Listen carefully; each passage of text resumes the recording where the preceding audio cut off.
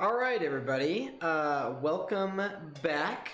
So today we're doing something a little bit different. This will be kind of my first podcast that we will have done. As I was just saying in chat, this will be EMS based, just kind of explaining what EMS is, kind of what I do, just because, I feel like a lot of people don't know exactly what it is. So just getting a little bit more outreach out there. And, I find it very interesting because it's what I mainly do. So as you can see, I put a lovely picture of outside of my house up just because I thought that'd be interesting to do. So since I'm easily distracted, what I did for this though is I can't see chat. I just turned off where I can't see chat, so that way I'm not getting distracted by anybody asking questions and whatnot. And then I'll kind of do like at the last 10 minutes or so, I'll pull chat back up, and that way I can ask if anybody has any questions. I can answer any questions or anything like that. This will kind of be the main layout of the podcast we do. There's gonna be It's not gonna be EMS every week. Every week is gonna be something different as far as podcast is gonna go.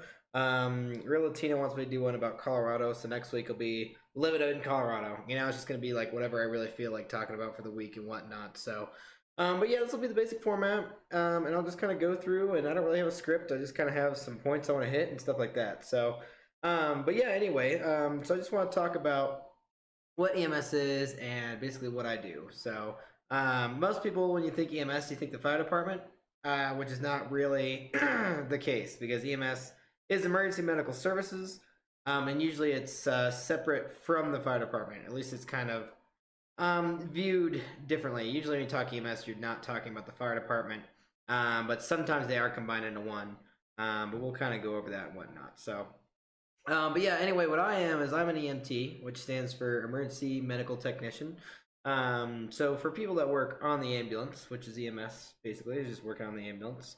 There's 4 different certification levels. So EMT is kind of one of the more basic levels, but below that is actually EMR, which is Emergency Medical Responder. And emergency medical responders, basically all they do is drive the ambulance. They can't really give any drugs. They can't really do patient care, so they basically just drive most of the time. So a step up from that would be EMT, which is what I am. EMTs can get a few different certifications, like IV certifications, so I can give IVs to you. I can give a good amount of drugs, and I can obviously run patient care and whatnot like that. I still do drive the ambulance, so I kind of switch off with my partners, kind of depending on the company and whatnot. Um, but really, the only call types I can't take are cardiac, so anything heart related. I can't take those kinds of calls. That's more of a higher certification level. I guess there's 5 certifications now I'm thinking about. The next one will be AEMT, which is Advanced EMT, or Advanced Emergency Medical Technician. And basically, that's just a little bit extra training as far as EMT goes. So EMT is about 6 months of training if you want to be an EMT, basically. Um, so going through 6 months of training, you run a lot of scenarios of what would you do in this situation. You go over anatomy. You go over a whole bunch of stuff like that.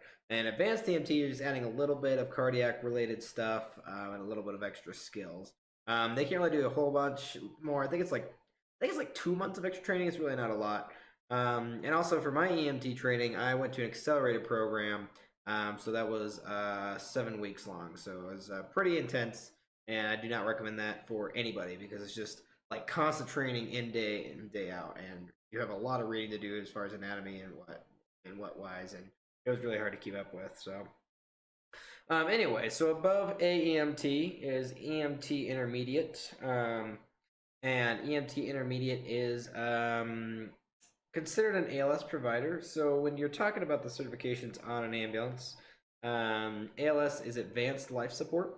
So AEMT and below is Basic Life Support. So which means we can only run so many patients or whatnot. We're considered a BLS ambulance, and that we can't take anything cardiac related.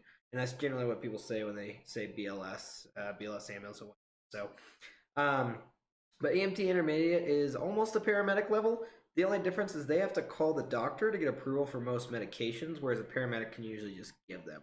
I don't know how long the training period is for an EMT Intermediate. I think it's about 8 months or something like that, maybe close to a year. I'm not entirely sure, but there's not a lot of EMT Intermediates that still exist. I know we have one at my volunteer company, but it's pretty few and far between. So, And then obviously the last certification level is EMT paramedic.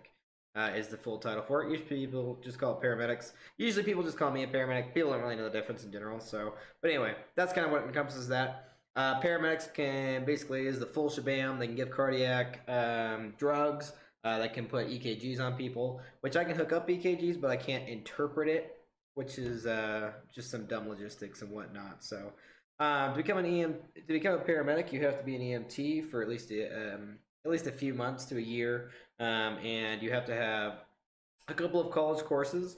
You have to have anatomy and physiology and biology, which is actually waived right now due to COVID. So now you just have to do the year of school to become a paramedic. But generally, you have to have some college courses before you can go become a paramedic. Um, but yeah, it's an interesting time to live in COVID, right now, where you can get away with some of the extra stuff and whatnot. So, but yeah, I'll kind of explain like what I do, or let's start with EMS kind of versus fire. What's the difference, right? So the fire service a lot of times runs EMS, but that's not always the case. So if they do run EMS, they have like an EMS division, and then their firefighters are usually trained to be paramedics and or EMTs as well. So they have ambulances and fire trucks. But then with EMS, you have private and like government EMS. So the volunteer company I work with is government based. So we don't do anything fire related. We're just EMS, and we just respond to calls and we just do patient care and whatnot. Um, there's government based and then there's private based, which is what I was working for before I did COVID testing. So private based is basically somebody owns it. They get money from doing patient care and all that good stuff. So that's kind of what that side is. So private companies generally will do transfers as well. So it's not just all emergency calls and 911 and whatnot. So like the private company I worked for, we do what's called IFT or interfacility transfers. So that's because a lot of patients you might not realize need to get transferred between facilities for various reasons. So like one hospital might not be able to handle psych patients, or one might not be able to handle kiddos, so you have to transfer to a hospital that can handle that kind of stuff. So a lot of times private ambulance companies will do that side. They'll transfer them between those facilities, and then they'll do a little bit of they can either do backup 911, so basically they can provide an ambulance if they need for the 911 ambulance service or fire department if they're in need of an extra ambulance. And then also usually private ambulance companies have contracts with nursing facilities, nursing homes.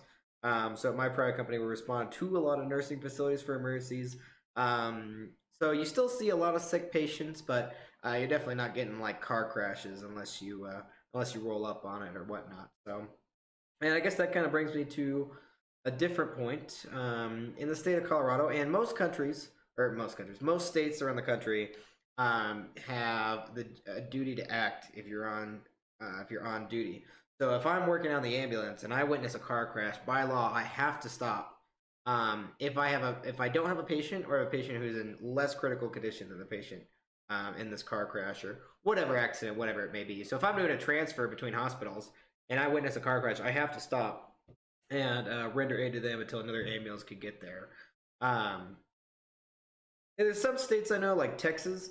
In Texas, you always have a duty to act, even if you're off duty, which is fucking crazy. But luckily, we don't have that in Colorado. If I pull over and stop in the state of Colorado, I don't have a duty to act. But once I start caring for somebody, then I have a duty to act. And almost all states, you have a Good Samaritan law. So basically, if I'm off duty and I'm helping you, I am covered by the Good Samaritan law, in which case you cannot sue me for me helping you. As long as I don't super mess up something, or like try and like intubate you or something like out of my scope. Because intubation is just a paramedic level skill in AMTI. So definitely cannot be doing that stuff and what. But yeah, that's kind of the different ambulance services. Some companies only do interfacility transfers because that makes money. Because it is kind of a money-making service, unfortunately. And then obviously, like the government-based or the fire department ones get taxpayer money. That's how they can afford to kind of run calls and keep up the ambulances. Because ambulances and running an ambulance service is super fucking expensive, which is why you don't have people doing it all the time, right? So I'm just gonna kind of talk through I want to talk through like what it's like working on the ambulance and kind of what our thinking is when we're getting on scene and all that good stuff. So basically, there's some simple algorithms we follow when we're running an emergency call, and it kind of starts with when we're walking on scene. Obviously, we want to make sure the scene is safe. So I'm just gonna kind of walk through an average call of what I'm doing on call, just so you guys know. Like if you ever have an ambulance respond to your home or a car wreck or anything that you're nearby, this is the algorithms they're going through. So obviously, making sure the scene is safe. If we don't think it's safe, we'll usually get police, because police and fire are usually in charge of like blocking off lanes, making directing traffic, all that good stuff. So we really want that on scene if we're on like a highway or a busy intersection and whatnot. And then obviously we want to know how many patients we have and all that good stuff. But once we're like looking at a patient, this is kind of what we're going through. We're not trained really, like we don't have a ton of gear to like know if you have a broken bone or like exactly what's going on with you. We're just trying to really treat the life threats. Is basically our job. We're not doctors, right? We're just trying to get you to the hospital mostly. We want to get you to the hospital alive, and the doctor's going to be the one to fix you up and really take care of you, right? We just want to make sure you get alive, okay? So basically, what we're looking for when we're first looking at a patient is we want to make sure that their airway is open, and that they can breathe. That's a big one because if you're not breathing, you're gonna die real quick. You might not be dead yet, but you're definitely gonna die soon and start losing a heart rate if you're not breathing. So, and then the third one we're looking for is circulation, which is we call it the ABCs: airway, breathing, circulation. So circulation, just make sure you have a heart rate, heartbeat, and make sure you have like good skin tone and stuff like that. And if we have any problems there, we're gonna have to do some extra stuff, right? But obviously, if you're not breathing, and you don't have a heart rate, you're dead, right? Then we have to do CPR. You're not necessarily, I mean, you're dead. You might still have a little bit of heart electrical activity going on, but we have to do CPR at that point. So we're going to be putting the defibrillator on you. We're going to be doing compressions and the full shabam. So that is definitely not a point that you want to reach, and you should try and avoid if you can, right? But anyway, and then we have a couple other algorithms we're kind of going through. Obviously, we can fix any bleeding problems. So if you have any kind of bleeding, we can bandage you up. It's pretty basic stuff. If there's a lot of different call types. So we'll go on that in a second. I kind of want to talk about more algorithms. Sorry, I got a little. There we go.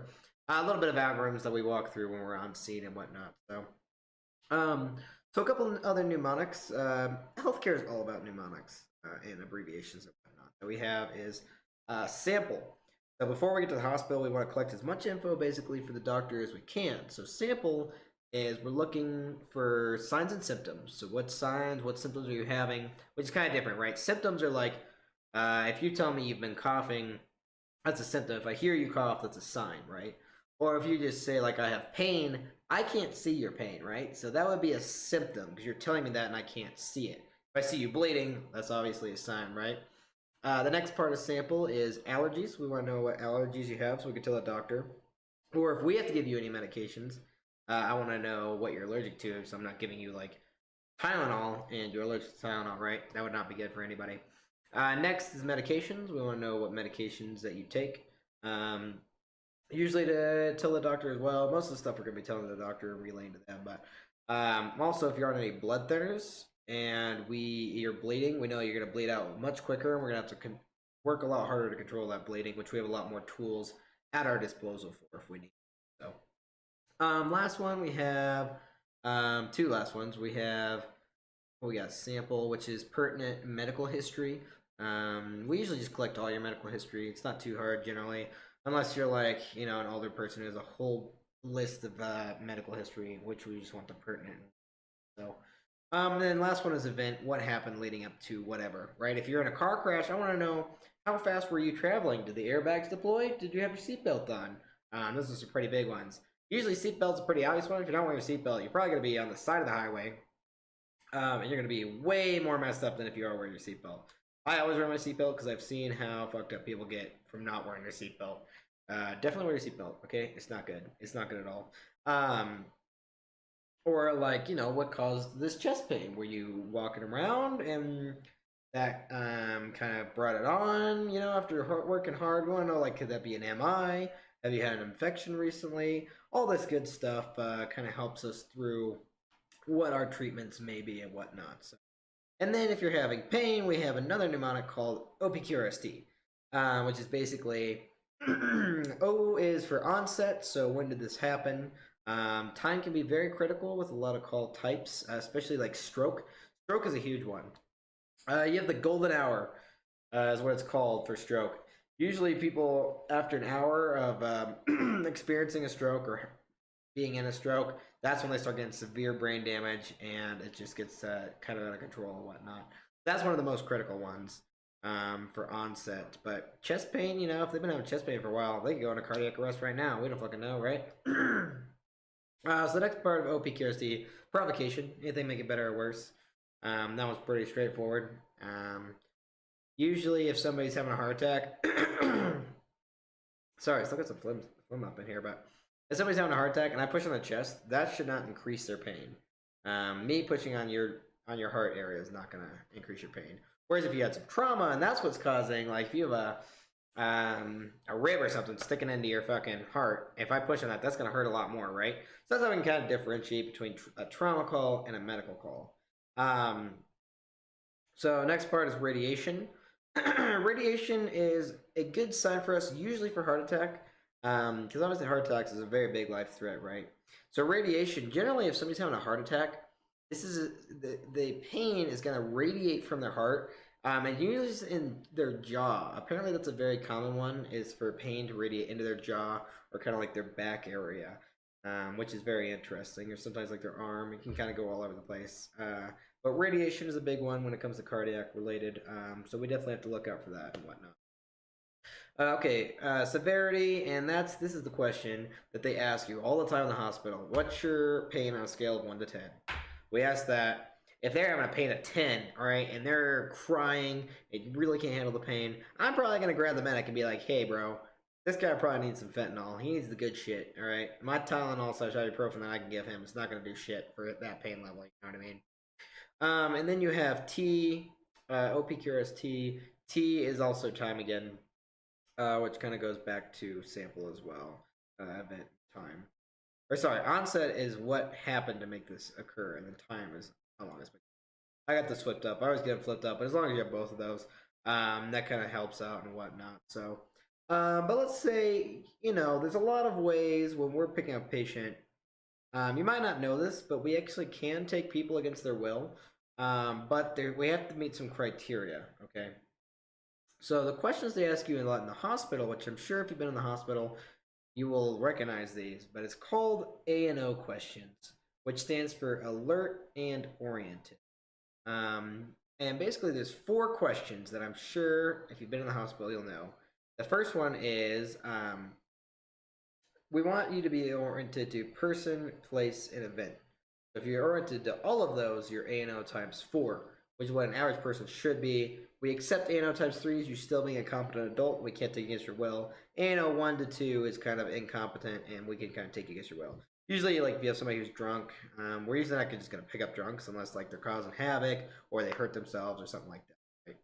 But the questions you're going to ask, the first one is person. So that's going to be, what's your name? Do you know your name? Or how old are you? Or something along those lines. The second one is place. So do you know where you're at? Sometimes if somebody doesn't know exactly where that, we'll be like, what town or what state are you kind of in? And usually if they can answer that, they're A&O times 2. That'd be A&O times 2 criteria. So if you're only A&O times 2, we can take against your will. But if you don't have a medical complaint, we might call the doctor and sign a refusal. We can do refusals on patients where we don't have to feel like we need to take you. We can do that as well. So now that doesn't mean we're necessarily going to just haul you off to the hospital if you don't meet those criteria. But A&O times 3, the third one is time. So time, generally we ask like what month is it, what day is it, what week is it, maybe not week, but at least day and at least month, or usually for the older population we ask year. I find a lot of the older population kind of just they lose track of time in the earlier years, but usually they know the year, right? And the fourth one is event. Usually the one people ask this is who's the president. Which I don't like who's the president because a lot of people have so many mixed political views that you get a lot of weird answers from that one. And also, generally, that falls more to time. But you might hear people ask who the president is. But the one I ask is how many quarters are in a dollar, right? I'm like, if I give you 7 quarters, how much money is that? Because that means you have to think about it. You have to do some math. That shows that you're very competent. You're very with it, right? And obviously, sometimes you do get weird answers with that, especially with older population. You have like dementia stuff like that. So, but yeah, those kind of some of the criteria that we're kind of looking for on calls. But I'll kind of go through um, what you're getting if an EMT is running the call. Okay, what you're gonna get from me, kind of versus a paramedic. Kind of lay all those out. Because generally, EMT and paramedic are really the only two certifications you're generally going to see. EMR is not widely used. AEMTs, I know hardly anybody who has AEMT certification, and EMTI is almost obsolete. Usually you have EMT and paramedic. Those are the only two certifications you're really generally going to see. If you see the other ones, it's pretty rare. It's very rare to see those. So, but basically, the medications I have in store, and before I kind of go into this, thinking about this, Colorado is one of the most progressive states as far as EMT scope, what we can do and whatnot. And it's going to vary a lot across the country, wherever you go. In California, EMTs are basically just traffic guards that only drive the ambulance. And I think, like I said, I think Colorado is the most progressive. We can give IVs, which most EMTs cannot do. We can give you IOs, which IO is where we can drill a needle into your leg if you're unconscious, basically, to give you some emergency medications if we do. But I can give you a little bit of pain meds. I can give you, like I said, ibuprofen and Tylenol, as I said earlier. Most people take Tylenol and ibuprofen all the time, so that's a pretty easy one that I can give you guys. But that's all I have for pain control. So if you're having a lot of pain, it's probably not going to do shit for you. But I can only give it for pain. I can give you oxygen. So if you're not breathing adequately, we can give you a little oxygen, help your breathing out, help bring up your breathing level a little bit and whatnot. And then I can give you some medications that kind of go through oxygen. I can give you albuterol.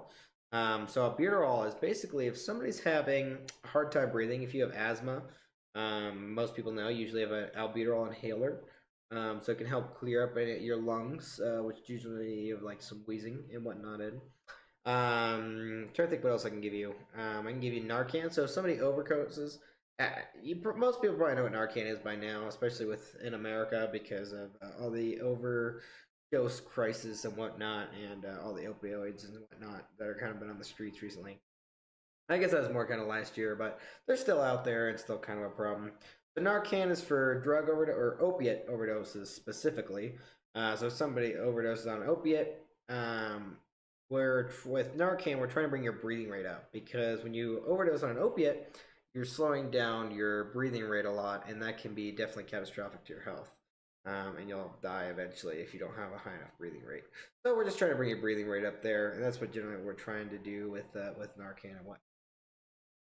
Some other medications I can give you is Zofran or ondansetron. Zofran, again, a pretty common drug out there. A lot of people use it, especially pregnant ladies use it a lot. Um, Zofran basically is just for an anti-nausea medication, and I can give it either orally, where you kind of just let it dissolve in your mouth, which we call ODT, or orally dissolving tablet, or I can give it to you intravenously, which is much quicker and it helps you out a lot smoother and whatnot. Other medications, I have dextrose. So dextrose and oral glucose kind of go together. They're the same, used for the same thing. They're basically used for diabetic emergencies. So if a diabetic overdoses on their insulin, they don't have enough sugar. And I don't know how much you know about sugar out there, but if your brain, if your body doesn't have enough sugar in it, that's kind of sugar is kind of brain food, okay? And all carbs turn into sugar, basically. So I'm not mean like pure sugar for that, but if your brain doesn't have enough sugar, it slowly starts losing brain cells and it starts dying. So that's why diabetics can sometimes become unconscious and it can be very fatal. Myself being a type 1 diabetic, I feel like I know a little bit more about this than most people for sure, especially other EMTs. But if we really wanted to, we get into the differences of diabetes, but I think that could be like a whole other podcast by itself. So basically, oral glucose is something we can give through your mouth, and it just gives you a whole bunch of sugar, and that helps bring your blood sugar up into normal ranges. The other thing I can give you, like I said, is D50 or dextrose or D10, just different solutions, like how much dextrose is in some saline, which is just salty water. So D10, that means 10% of the salty water is dextrose. Um, and the reason we dilute it is because sugar is super can be super bad on your tissue if you just get it in your arm. Like it'll just kill your arm. So it's super dangerous. So that's why it's diluted a lot. But basically, we just inject that in your body, and it helps bring up your sugar very quickly, so that you don't have a chance of dying from not having enough brain food. Right? Okay. I'm trying to think, going through the rest. Those are kind of the big ones. Let me pull up my protocols real quick just to make sure I'm not missing any of the other ones. Because, man, right now that I'm trying to talk to you guys, I cannot freaking think, which is never amazing. But going through here. Oh, aspirin. We can give aspirin. So if somebody's having a heart attack, that's ALS call, right? So I'd need a paramedic, or I'd want a paramedic on scene so they can give some better drugs to help out that person. But aspirin is should be able to help with at least alleviate some heart attack pain, and at least help them survive until we get to the hospital. At least that's the hope, right? So that's kind of what we use aspirin for. A lot of people take aspirin too in their daily life and what. So, do I think there's anything I'm missing that I can give? At least the ones that I would theoretically give. The last one is phenylephrine, which is basically if somebody's having a nosebleed, we can give, and that will basically help, the nosebleed, stop the nosebleed. So that's kind of the different medications I can give as an EMT on the streets, right? Um, so obviously, we're out there. We work closely with law enforcement, and we work closely with fire department and whatnot. But so we do have radios, and as I said before, I'm a volunteer EMT, so I have my own radio that I keep on when I'm on shift, and I just respond in my car for my volunteer company. So I have light sirens on my car. We just kind of have to go through some special stuff to get lights and sirens on your own car, and you have to have like chief crew and whatnot. But I'll kind of talk about driving an ambulance and kind of what that looks like. Just because, that's what I like. I got in this because I like driving fast, right? Driving an ambulance, so much fun. I still remember the first time I drove lights and sirens, and it was definitely amazing. But just like for some clear up, I guess, like misconceptions and whatnot. So when we're driving emergent, that's what we call it. When we have our lights, we have our emergency lights on and our sirens on as driving emergent. Legally, we have to have both on. We're not supposed to just have our emergency lights on without our sirens. But if it's like the middle of the night, we're in a neighborhood or something like that, we'll generally turn off the siren just to be safe. But when we're driving emergent, at least in Colorado, like I said, I'm going to do this all kind of from Colorado standpoint. I don't really know enough about the rest of the states. And we'll talk about some other EMS systems before we get through the whole podcast. Well, but so when we're driving with light sirens on, if we're driving emergent, we actually don't have a speed limit. We can go as fast as we want. However, we have to drive with due regard, is what it says in the law.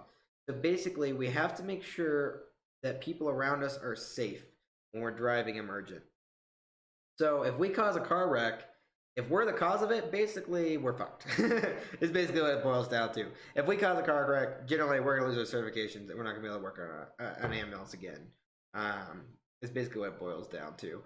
But when we're driving emergent, when we come to intersections, we have to clear an intersection. We have to make sure nobody's coming. We have to look both ways before we can go through a red light, basically. And that's driving with due regard for safety of everybody else, right?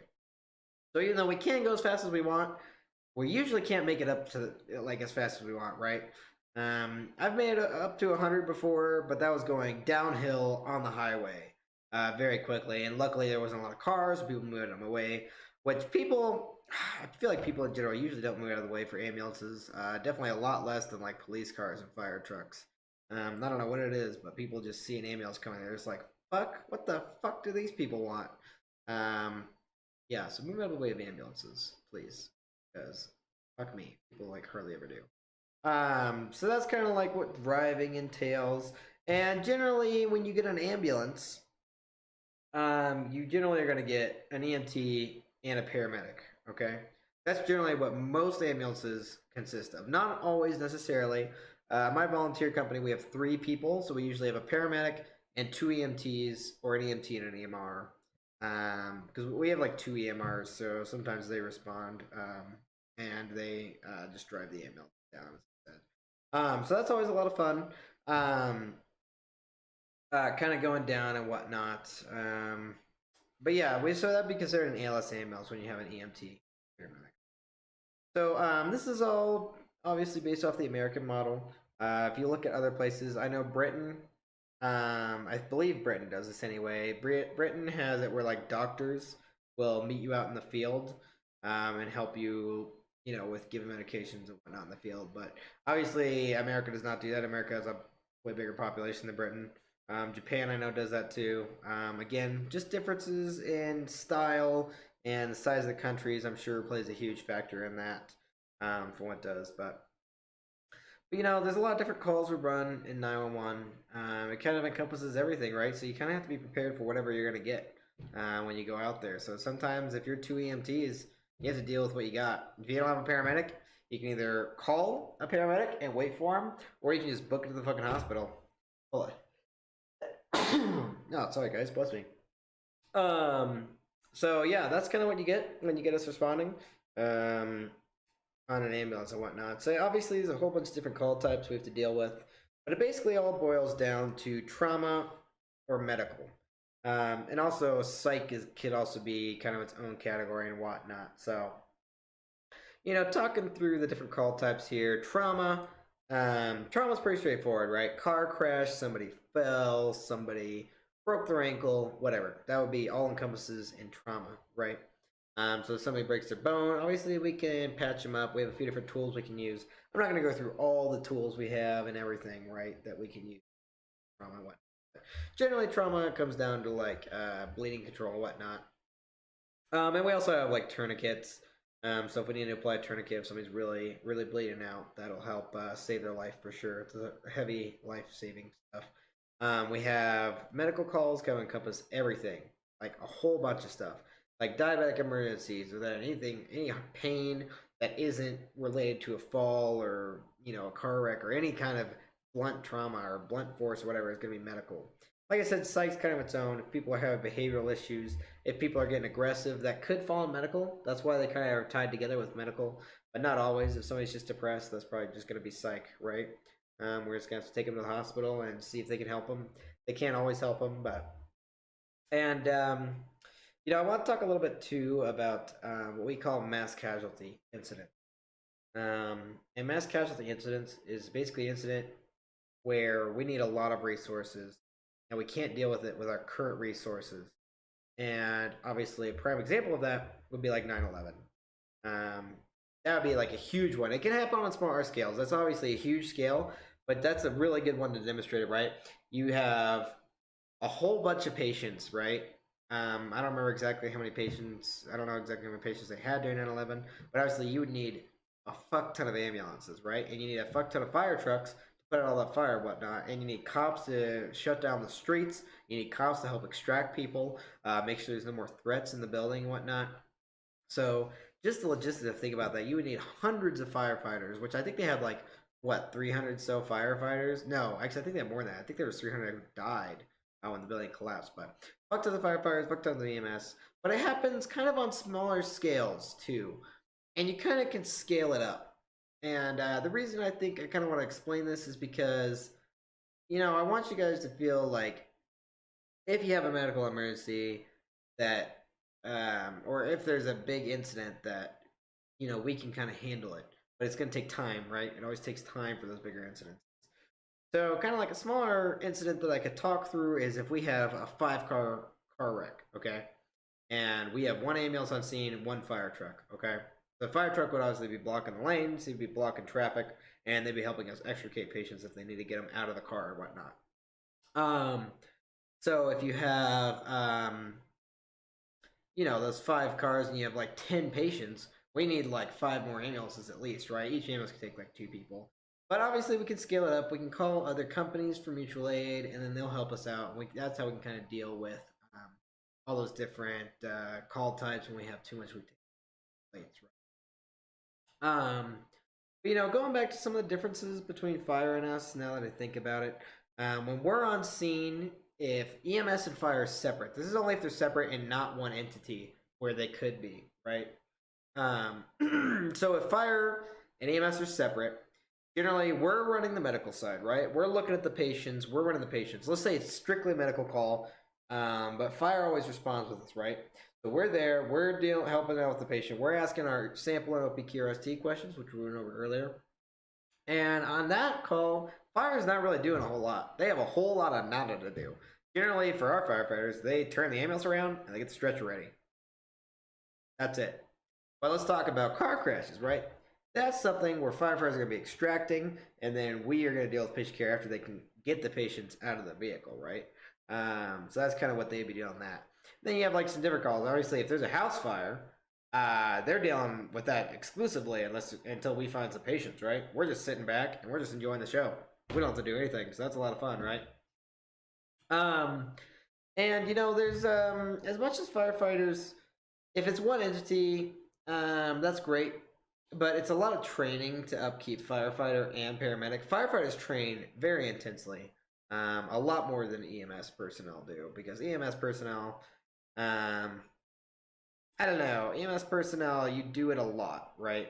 But fires are becoming less and less common in our society. We build houses better, we build everything better, so not as much chances of starting a fire and what. But yeah, talking about like the pay difference between EMS and fire is fucking crazy though. So usually EMTs get paid minimum wage. I've been very fortunate. I've found some companies where I make pretty good money, especially now that I'm COVID testing, not using my EMT certification except for my volunteer company. I'm making pretty good money. Yeah, EMTs generally make minimum wage. So here in Colorado, that's 12 an hour. Working 12-hour shifts, so 4 12-hour shifts. So working 40, what is that? 12, 24, 48 hours a week. So you get a little bit of overtime pay, but not much. Or 3 12s, 3 12-hour shifts. It kind of varies a little bit between companies and whatnot. Every company's a little bit different.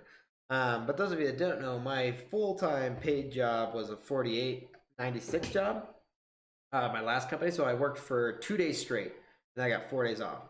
So I just slept at the station for 2 days. I just lived at the station for 2 days. If you think about that, I'm spending a third of my life at the fucking station, right? Which is crazy. But that's the only way to make like good money as an EMT, unfortunately, just because you're working so many hours. But firefighters, they get taxpayer money, they're government based. They generally have pretty good fucking money and pretty good pay. Generally, I think a firefighter can make like 70 grand or something, which is definitely more than a police officer. So um, that's generally for like firefighters who are also paramedics, but it varies so much widely. But also firefighters anywhere that's not in a city, if it's rural, generally they're volunteers. So firefighters, you're in a rural, 90% chance they're a volunteer, which is crazy. I can't believe all the people out there who do it for free, just like help their community. They are fucking crazy. So stay away from them. No, I'm just kidding. Definitely love your firefighters. Fill the boot. Fill the boot when you see the boot. Buy the firefighter calendars. Definitely support your firefighters too. But so that's kind of the difference between all of those. I'm trying to think of any other kind of topics I wanted to go through. I can talk about like some of the basic tools we have on the ambulance. So if we're dealing with like a CPR kind of situation, if anybody who knows CPR, most people know you do compressions, right, and then you do mouth to mouth. So you're supposed to do 30 compressions and then 2 breaths. But we have a device called a BVM, which is a bag valve mask. Which I guess I should have got pictures ready of this, but basically it looks like a giant football and then it has a mask on it. We can pump the football and it pumps air into you. So that's a very common tool that you will hear us talk about. We have a couple other airway tools, but none that I think are too important to mention. Obviously, we have oxygen, so oxygen's a big one. If somebody's not getting enough breathing, we can give you that. And then we have some stuff for medications and whatnot. And then obviously we have the stretcher. We have a few other ways to kind of get people around. So we have like backboards, which backboards are usually used for like car crashes and stuff. That's the stuff you usually see on like medical shows. You'll see them like if they're in a car crash, they have them on a backboard, like a very stiff board, and that's to protect people's spines so they don't get paralyzed. So which can be very important, right? We don't want to paralyze our patients. So I'm trying to think of other good tools that we have, but other than that, it's mostly just medications, and obviously we have IV stuff too. So IVs, I don't know if we really need to talk too much about IVs. If you're not too familiar with what an IV is, how have you never been to the hospital? I guess what is your secret to never being to the hospital? I guess is my question. But I do enjoy giving IVs. Most of us personal fucking love sticking people, as we say. Totally not crazy going on that one, but yeah, IVs are a lot of fun. You get pretty good at it. Just you just have to find a vein and you just pop the sucker in there. Yeah, it's always a good time for everybody. But I think that's kind of everything I wanted to talk about as far as EMS and kind of what we do and the certifications. But so I think for we're probably only gonna do like an hour podcast today, so we got like 15 minutes or so. I'll kind of talk through just like some calls I've been on. I know I occasionally talk about on stream, but this will be a compile, then it'll kind of go with the podcast, and it'll kind of make sense where it's at, right? So some calls, and then just kind of some hardships I've dealt with being an EMT. So the problem in EMS is that a lot of people abuse the 911 system, which I've said playing firefighting simulator before. People call ambulances for dumb stuff that they don't need to. If you can drive yourself to the hospital and you don't need an ambulance, first off, you should definitely do that. And second off, why would you pay? You're paying like probably 2 grand at least for an ambulance ride. Like I would try and avoid that at all costs. You don't want to take any unnecessary ambulance rides unless you're absolutely dying, right? So that'd be my recommendation to you as far as ambulance rides go. But why am I blanking right now? What I was just saying. Most rides, a busy 911 system. What the fuck was I talking about? This is why I'm glad I don't have chat up because I would just get so distracted. Oh yeah, like call types and stuff. One of the hard things that we have to deal with that people in other fields don't really have to deal with is you can't mess up. You can make minor mistakes, but if you make a big mistake, that could be somebody's life in your hands, right? Like you cannot fucking allow that. So you have to really be prepared. That if somebody if you make a mistake, you could kill them. That's why you need to train a lot. That's why the schooling is very intensive. It's very grueling. Even though EMT school is not, even though I took the accelerated, it was 5 days a week, super hard, like grueling work. And they want to make sure you really have your stuff down before you go into the fields and you have people's lives in your hands. It is a very big responsibility, even more so for a paramedic because paramedic has so much training. Basically, the paramedics are the doctors of the field, right? Like, there's no doctors out here on the streets; it's just paramedics, so they have to know their stuff for real. But so I'll kind of go over some different calls that I've been on. I'll go over a couple, just kind of walk through and just kind of explain some of the hardships and whatnot. What EMS is and what we kind of have to deal with on a basis. So, the first call I kind of want to go through with you is we were called this lady for altered mental status. So, something was going on, she wasn't mentally sound or whatever. So, we get on scene. We already have police and fire with us there, but we all kind of walked in together. And we found this lady laying face down on her floor. And we're like, okay, what the fuck's going on here? And we look, and she can't talk to us. She has like a whole bunch of stuff like in her mouth. I don't remember if it was blood. I think it was blood in her mouth, if I recall correctly. So we have a suction machine, so we were able to suction out all the blood. Because airway, ABCs, right? Clear out the airway, make sure they're breathing. She wasn't breathing adequately, so the paramedic decided to intubate, and we used our bag valve mask to help breathe for them. And we took them down to the hospital emergent because they were seriously altered, like on the verse, like very close to dying. Because if you're not breathing on your own, that's definitely not a good sign. I mean, something's very wrong, right? We took her to the hospital. We did all we could for her. I think she was in the ICU for about a week. We found out the next week that she unfortunately did pass away, though. That's definitely hard to hear, especially when you do all you can for a patient and then you find out that they didn't make it. But we did all we could. Some people you can't save. You can't save all of them, unfortunately. So that's just one of the hardships you have to deal with in EMS. It's just something that you kind of have to overcome, unfortunately. And I think that's why most EMTs become a little bit burnt out over time. Um, a lot of paramedics, once you've done this for like, I would say 5 years. Generally, if you work in this field for 5 years, I know a lot of people who hit that point and they become super burnt out just because either they can't handle it emotionally because of all the stuff they deal with, or they work in a 911 system where people just abuse it all the time. You have drunks call, like you're getting called for drunk people, you're dealing with aggressive people, and they just get tired of the bullshit. A lot of paramedics get tired of that, and I know that's definitely a common issue here in Denver with Denver Health, which is kind of our main city 911 ambulance company. They deal with that all the time, and they get burnt out super easily, and that definitely leads to some issues on its own, if nothing else, you know.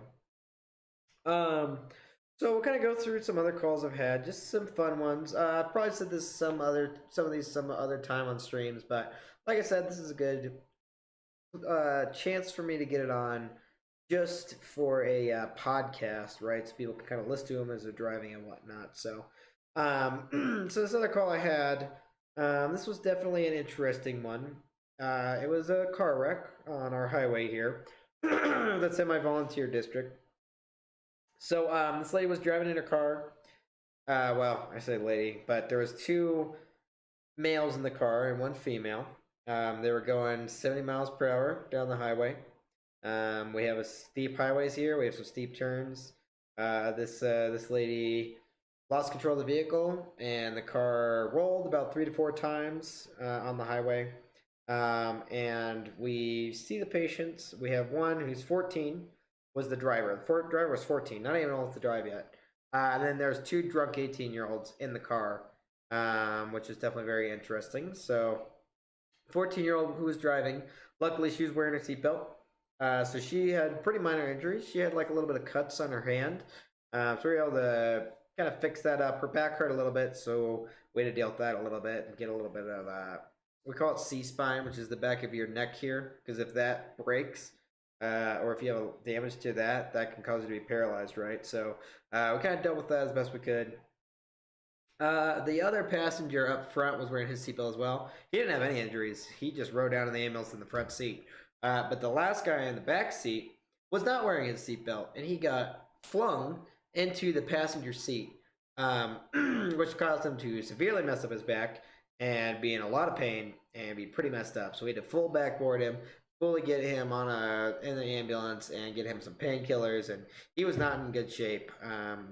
And he could have some very serious long-term injuries from that. But it just goes to show you that seatbelts can make such a big difference out there on the streets and whatnot. You know what I mean? Um, but yeah, so that's always fun. Just so you know, I did allow chat again, just so I can answer some questions because it's only supposed to be an hour. So I see that fluid guy was saying something about Tom with the emergency alert system. Yeah, if you have any questions, Floyd, now's the time. I'm keeping chat off while I'm doing these podcasts just because I get easily distracted, but I kind of open it up for the last few minutes for any questions. So if you have any questions about EMS or whatnot, I don't know how long you've been here watching the podcast, but now's the time to answer some questions. So, but I can kind of run through some other calls I've had.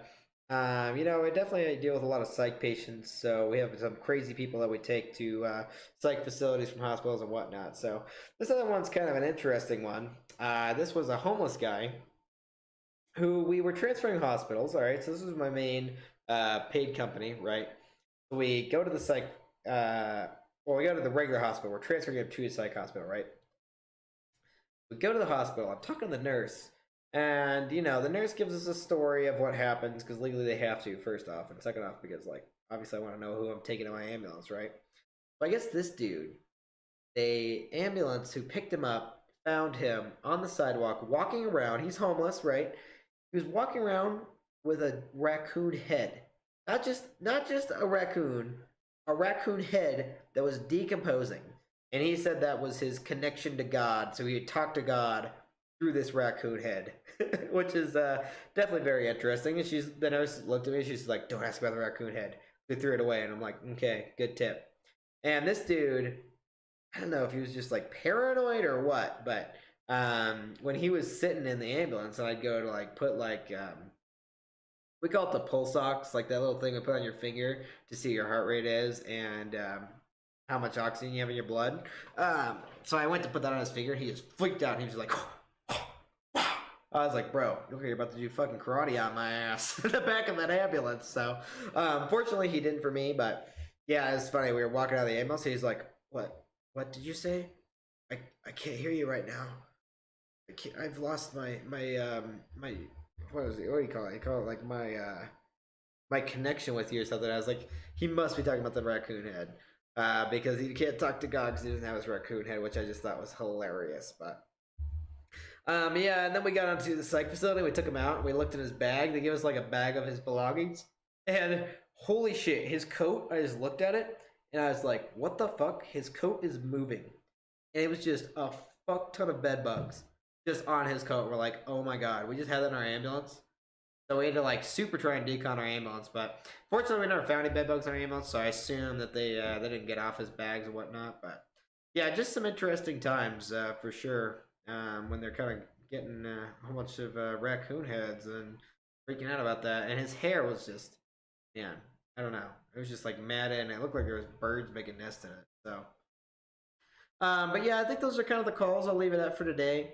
We'll probably do. I mean, obviously, we're probably gonna do some more EMS podcasts eventually. We might do one where I just talk about calls I've experienced or heard about through my companies and whatnot. But I think for today, if nobody has any questions, if you don't have any questions, that fluid guy, I might just call it there. I think an hour is a good first start to the podcast. I saw Latina's in here too, so if you have any questions, Latina, definitely feel free to ask those now. But I don't know how if you stay for the whole podcast, so. But yeah, this will be kind of the basic format we do. I think most podcasts will probably be about an hour. I feel like that's a good amount of time for me to just sit here talking for the whole time. And again, I'll have chat turned off until the last few minutes, just so I don't get distracted. And on YouTube, I'll go through and I'll make sure I delete the starting section with the music, so that way when you're listening in your car or whatever, you can just skip straight to the podcast and just hear me talk for an hour and whatnot. So other than that, I think that'll be good. Next week for the Blizchat, we will do talking about living in Colorado. So all kind of cool stuff.